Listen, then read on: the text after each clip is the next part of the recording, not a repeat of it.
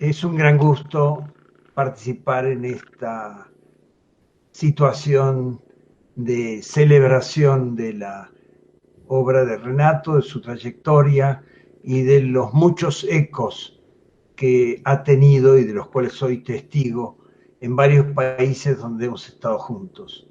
Desde luego en México, país al cual Renato ha venido muchas veces.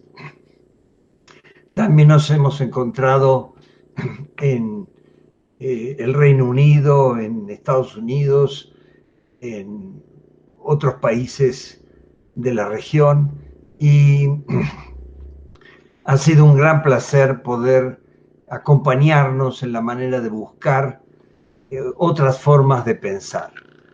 Eh, Siempre fue una compañía muy grata, la de Renato, muy hospitalaria. He estado algunos días viviendo en su departamento en Sao Paulo, en Higienópolis, y ha sido un gran placer poder compartir momentos, descubrir su vida cotidiana. Por ejemplo, yo no sabía que él tocaba muy bien, componía, tocaba su guitarra, violão se dice en portugués, ¿verdad? Y un día que yo estaba un sábado de la noche esperando que me vinieran a buscar en ese departamento porque iba a una cena, a jantar con amigos, eh, Renato atraviesa el lugar donde yo estaba con un violón y me cuenta que iba a tocar en otra reunión de amigos. Eh, sus presencias en México tuvieron que ver con invitaciones, cursos, un trato de mucho intercambio con profesores, pero también con estudiantes. Su curiosidad es de las más destacables eh, por otras culturas, no solo la brasileña y la francesa, eh, sino, por ejemplo, cuando trabajó sobre telenovelas, me acuerdo que estaba muy curioso de ver cómo era la repercusión de las telenovelas brasileñas eh, en México y a la inversa, las mexicanas en Brasil. Descubrió, por ejemplo, que eh, la televisión mexicana, bastante más moralista que la brasileña, había modificado finales de telenovelas brasileñas. Me acuerdo que viajó también a Cuba y tuvo el mismo tipo de intereses de documentación de escenas multiculturales con el mismo producto, la telenovela. Esa era su manera de investigar, me parece que tuvo varios marcos de referencia en diferentes momentos de su vida.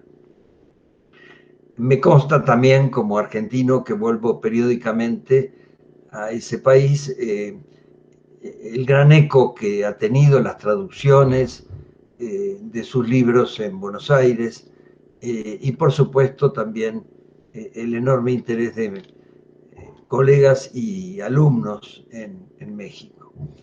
Eh, de los muchos temas que ha trabajado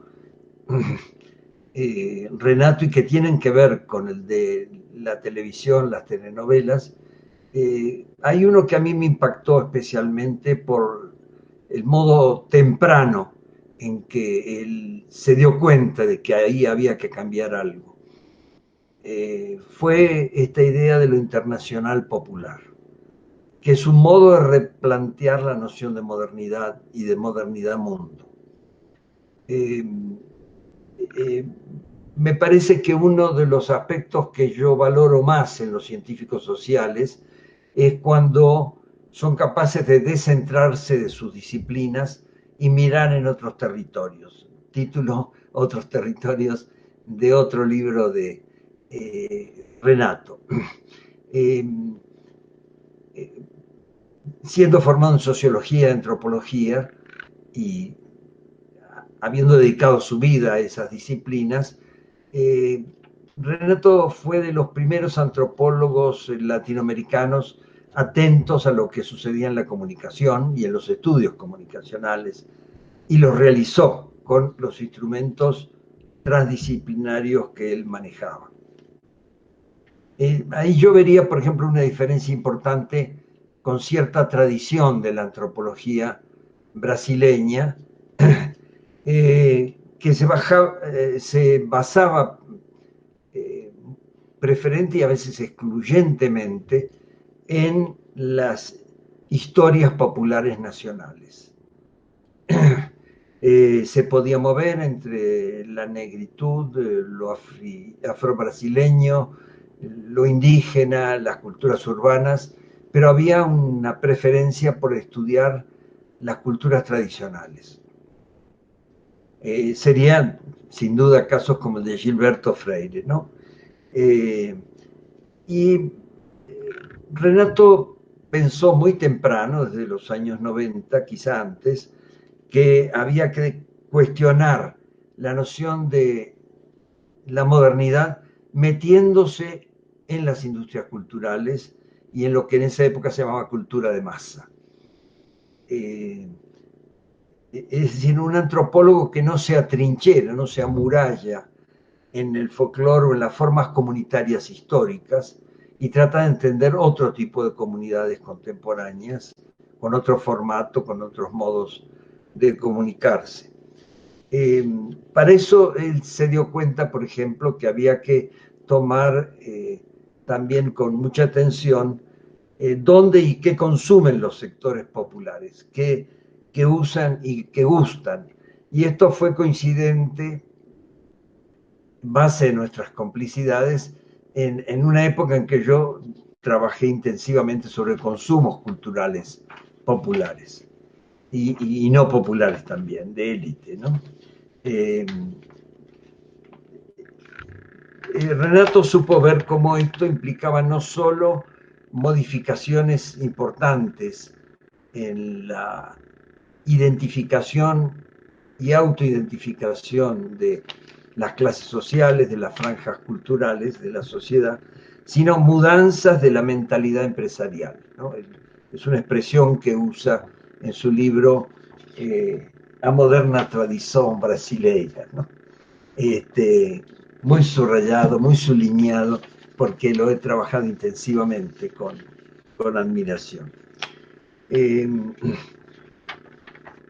en los años 70 y 80 ya se había comenzado a percibir en América Latina esta necesidad de transitar de la defensa de lo nacional popular a una exportación de lo internacional popular, ¿no?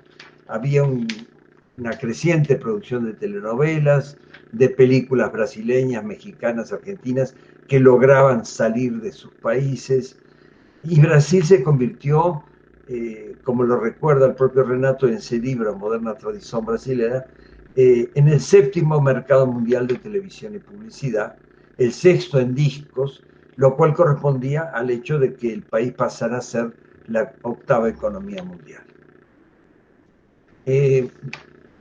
Me importó mucho cómo Renato extraía conclusiones conceptuales y para reorientar las investigaciones en ciencias sociales. Cito un breve párrafo de él. Não falo como brasileiro ou latino-americano, embora saiba que no fundo é impossível e indesejável liberar-me totalmente desta condição, mas como cidadão mundial, alguém que, situando-se num determinado lugar do planeta, resolveu enxergá-lo de todos os pontos, mesmo tendo consciência de que meu esforço é limitado. Não quero, com isso, desvalorizar uma visão territorializada, mas creio a reflexão deve alçar voo, desprendendo o pensamento do peso de nossa herança intelectual. Talvez desta forma possamos compreender a problemática nacional con otros olhos. O sea, nunca abandonó la inquietud por adentrarse en la brasileñidad, en desentrañar eso, lo que buscó fueron múltiples focalizaciones, ¿no? Y quizá termino con un recuerdo personal y una cita del propio Renato, porque también él estuvo muy atento a los riesgos de un universalismo definido por las empresas transnacionales y en contraste mostró bien a lo largo de sus investigaciones el tipo de modernidad que se iba conformando en Brasil. Otra frase de ese mismo libro, no, perdón, esta frase es de A Modernidad de Mundo, un libro sin duda precursor de los modos de estudiar la globalización, de 1994, salió en el mismo año publicado en Brasil, en portugués y en español. Y mi impresión es que tal vez haya sido el primer libro sobre globalización publicado en las dos lenguas. La frase que tomaba de allí es a modernidade é plurireligiosa, abrindo espaços para que as mais diversas concepções do mundo, inclusive ideários políticos conflitantes, cohabitem entre si. Eu diria que a globalización acentúa a erosão do monolitismo simbólico. Es algo que a mí y a otros latinoamericanos nos ha impresionado de Brasil, que hay conflictos religiosos en la actualidad más o acentuados, pero también está esto que nos sorprende de que un punto de cultura como lo que estoy estudiando ahora gracias a el enorme apoyo de Juan Brizuela en la cátedra de la USPI, un mismo o distintos puntos de cultura pueden estar uno en un centro cultural moderno, otro en una iglesia y otro en un terreiro. Y a su vez conozco brasileños que son adictos, aficionados al candomblé, pero también cultivan el budismo o pueden ser católicos. Esto es lo que captó bien Renato del no monolitismo simbólico. Y termino con una anécdota. Estábamos cenando un día cerca de su casa, muy perto, en Higienópolis, en Sao Paulo, y en un restaurante sencillo, pero muy animado, aunque no había muchas mesas ocupadas. De manera que los que atendían las mesas, los meseros, decimos en México, los mozos en Argentina, estaban conversando muy divertidos en un extremo, pero cerca de nosotros, en el restaurante, y yo trataba de hablar de la política brasileña, de la política mexicana, de muchos aspectos desdichados del mundo. Renato nunca fue un entusiasta del apocalipticismo, de hablar de las desgracias de la política. Y creo que eso tenía que ver un poco con lo que él percibió en ese momento, porque era muy grande el contraste de lo que nosotros estábamos conversando sobre distintas catástrofes políticas nacionales e internacionales, mi visión un poco más oscura, y lo que sucedía con ese grupito de uniformados para servirnos, para atendernos en el restaurante, que estaban sumamente divertidos. Y le pregunto a Renato, ¿por qué están tan felices? Me dice, son paganos. Bueno, con esto saludo esta ocasión de acompañarlos en este ciclo de conferencias, pese a la distancia que nos imponen las condiciones sanitarias, y de estar también con Renato. Un gran abrazo.